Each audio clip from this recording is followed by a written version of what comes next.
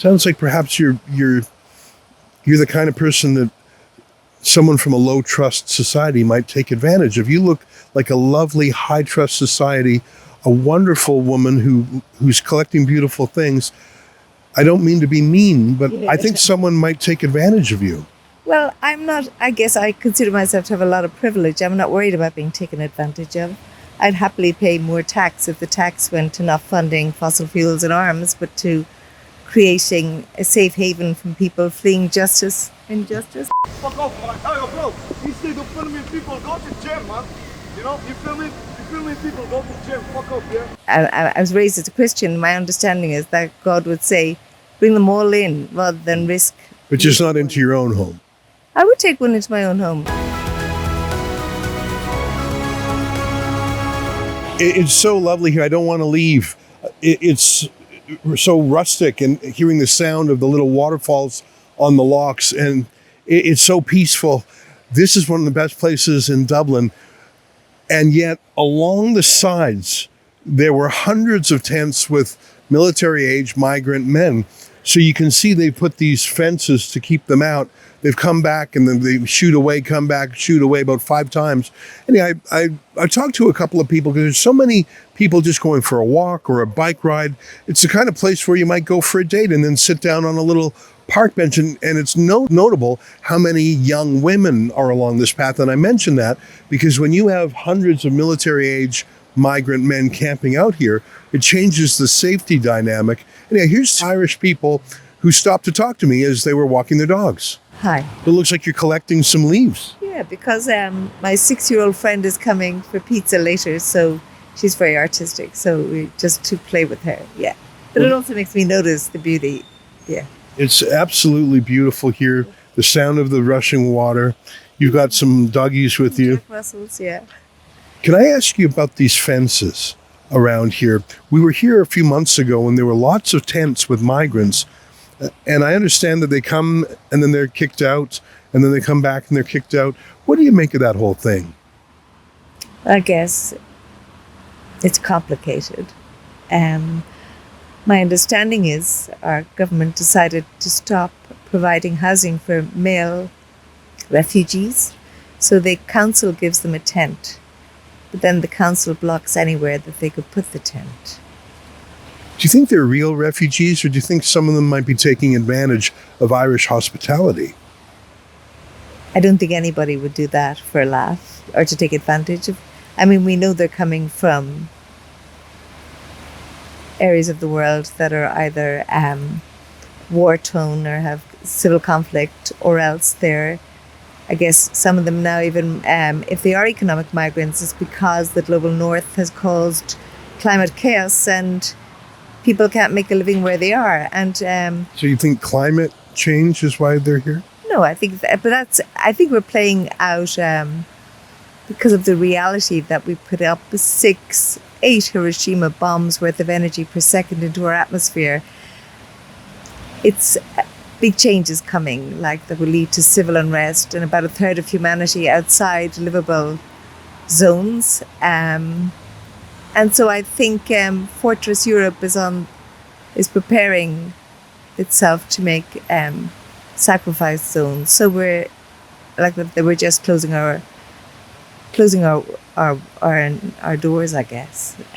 But what's Ireland got to do with any of this? Ireland's never had a colony. Ireland's never oppressed anyone. So why is Ireland, a tiny country, the only place there are no other Irelands for the Irish. If Ireland's not there, I don't know, like it's the only place where for the Irish. And why is Ireland the place where so many migrants can come, and some of them burn or throw out their documents when they arrive? That doesn't seem like a good faith move. I just wonder if you're being a little bit, I don't mean to criticize, but you sound credulous. What was credulous means believable. Sounds like perhaps you're the kind of person that someone from a low trust society might take advantage of. You look like a lovely high trust society, a wonderful woman who's collecting beautiful things. I don't mean to be mean, but I think someone might take advantage of you. Well, I'm not, I guess I consider myself to have a lot of privilege. I'm not worried about being taken advantage of. I'd happily pay more tax if the tax went to not funding fossil fuels and arms, but to creating a safe haven from people fleeing injustice. But there's 8 billion people in the world, and my guess is that half of them would love to come to this beautiful place if they could, but you can't fit 4 billion people in Ireland. You can't fit 4 million more. You can. Ireland had 8 million before the Great Hunger or Famine. So do you think maybe we could take, so maybe a few million more people from Pakistan and Somalia I and mean, I think the narrative around migration is incorrect. People aren't made aware that there's always been movement of migration. We migrated out of Africa to fill the planet. I thought Ireland, Yes, and then only since the nation state has there been some notion of, which is only in 19th century phenomenon, has there been some notion of like us and them. well, the Irish have had us and them. The Irish have been throwing off occupiers and oppressors for centuries. Exactly. So the Irish have had to take refuge. There are about 40 million people around the globe who claim to have Irish origin, and they were people who had to leave because of oppression. So I think that's why you find many people identify so well with the Palestinians. And we're the only white nation in Europe who haven't been a colonial power. And yet we are... But you have a tremendous feeling of guilt about you. You're self-abnegating. Maybe things are too good for you, so you're looking for sort of luxury worries. I mean, you look like a lovely woman in a lovely place, and maybe your life is so stress-free that you're importing it as a sign of good taste. I run a crisis community mental health team. My life is not stress-free. Why are you bringing in, why would you support bringing in millions of problems when you have Irish problems to solve? Problems. Most people who come here as refugees are highly skilled. Are they really? Yeah, there are lots of doctors, nurses, engineers. Are they really? Yeah. A lot of them. Really? Yes. In this park here, I met some of them. I didn't see any doctors or engineers. I saw a lot of people. I was in Newtown, Mount Kennedy. I saw a lot of people who walked across the border from Northern Ireland, destroying their paperwork. Their very first act on Irish soil was to break the law. Doesn't sound like a doctor or a lawyer. Well, some doctors and lawyers... Do you know a single doctor or lawyer who's been encamped here? I know. I have friends who had come from Romania who were doctors and engineers, and they weren't allowed to practice because their qualifications weren't. And in Ireland, because of direct provision, people aren't allowed to work, so they're not allowed to contribute to the community. But any place in the world where you have allowed that, refugees and people from poorer countries than us do all of the jobs that Irish people are unprepared to do, such as care of the elderly. They work a lot in social care, in nursing. Are there a lot of single military-age migrant men who are nurses or in care, doing... But isn't that the narrative? Let's not call them victims. Let's not call them people with PTSD. Let's not call them people who've had to leave their families if they don't want to go killing in a war. They're called like cowards if they leave the war area, and they're called terrorists if they stay. So there's no win for them. But this has been a far right shift. We're dehumanizing men. If it was your brother or son who was in a war conflict area, wouldn't you want them in a place of safety? You have such a big heart. Yeah, but like we all are one. Like if we But are we though? We are. Well, that's the only thing that's going to get us out of the kind of global interconnected crisis, is to see our common humanity. I think I welcome them, but I think we don't treat them well when they come.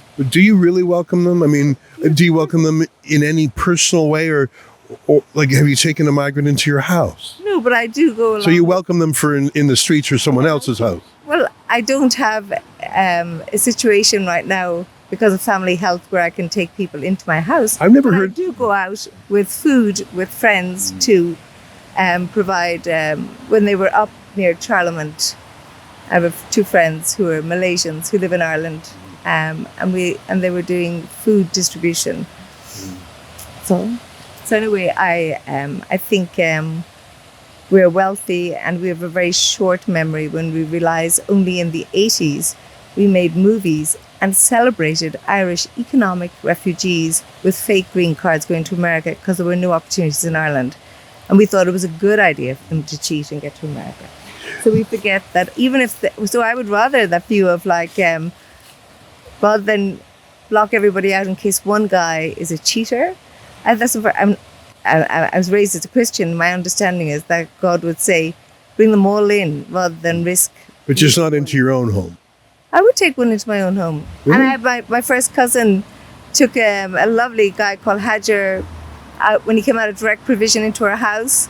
And his new girlfriend is now minding her house for a month because he got engaged, and he had been stuck on a ship for 3 years until the Irish police boarded the ship and got him off to safety. And he's from Syria. So I would be totally up for that. You know, I would love to have you as a neighbor. You have such a warm heart, but I would be terrified of who you would let into the neighborhood. I think that you are a very trusting person, and you would leave your door unlocked, and that would work until it didn't. Yeah, but I'd rather stay open and vulnerable and then shut down. I pray that the consequences of your big heart never are wrought up. I don't mind being hurt. I can deal with that. Well, I don't want to like become bitter and weird and twisted. So but I stay open to suffering. Yeah. It's a pleasure talking with you, although you make me sad and worried. Okay. Take good care, guys. Thank you. Bye-bye. See you both. To follow all of our reports and to chip into our crowd-funded journalism, please go to migrantreports.com.